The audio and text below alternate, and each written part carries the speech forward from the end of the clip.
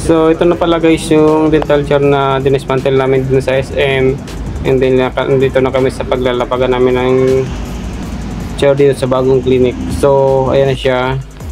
Ayan pala guys, hindi ko na siya na-videoan kanina kasi medyo na busy ako. So nabuo na namin yan. Ayan na. Tapos napansin ko dito sa bagong clinic, yung drainage niya is mali yung pagkalagay ng abang. So gagawin ko pa yan, ayusin ko. Pati yung tubig mali din. So i-guided ko lang siya kasi nasa gitna siya.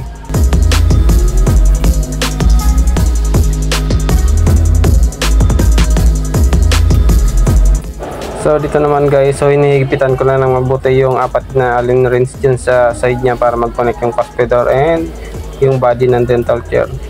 So hinihigpitan ko na siya ng mabuti.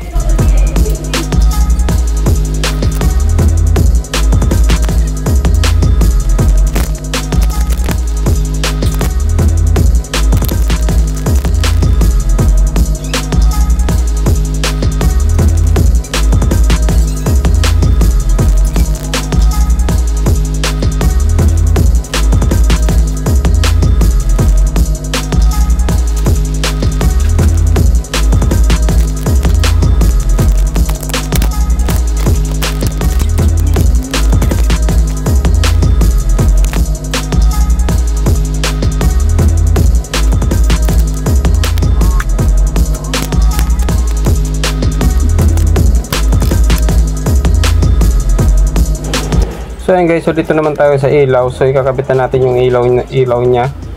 So isosot nyo muna yung wire ng ilaw para malagay nyo yung masalpak nyo na yung tubo, yung socket niya.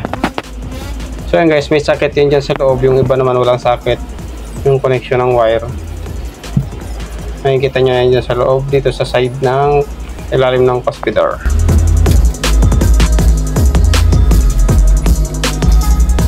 Ayan guys, so nakabit na natin yung ilaw. So ikakabit naman natin itong cup holder, yung patungan ng baso, and then mayroon pa niyang whitening. So nakakabit yan lahat sa poste ng ilaw, pati yung monitor niya.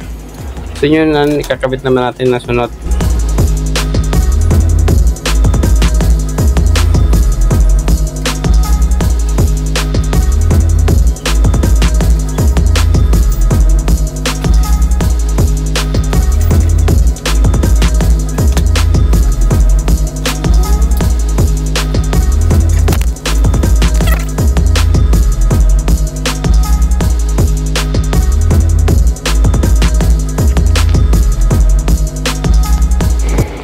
So yun guys, so dito naman, so inaayos ko pala dito yung connection ng ilaw kasi yung socket niya natanggal yung isang wire, so dinudugtong ko lang.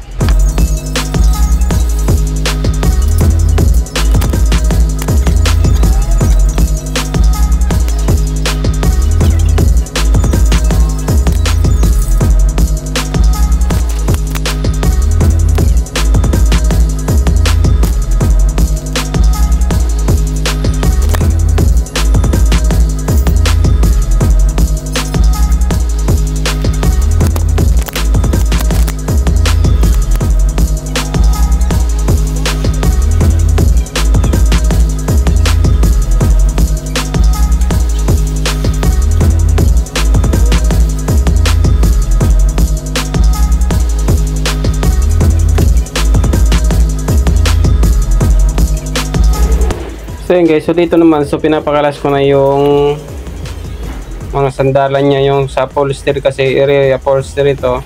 So pinapakalas ko na kasi dadalay namin yan para, so doon ko na yan gagawin sa amin. So ito na guys, so after naman na baklas tong mga dadalay namin na papari upholstery, is yung drainage naman yung gagawin namin. So wala kaming pamputol ng lagari sa bakal, so ginawa ng kapatid ko, yung alambre na lang ang ginamit niya. So papainitin lang para maputol yung PVC.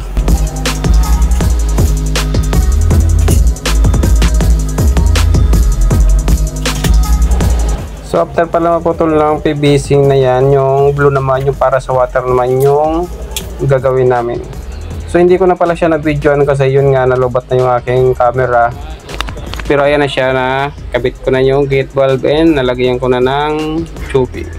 So yun lang naman guys, thank you for watching and don't forget to like and share. Bye bye!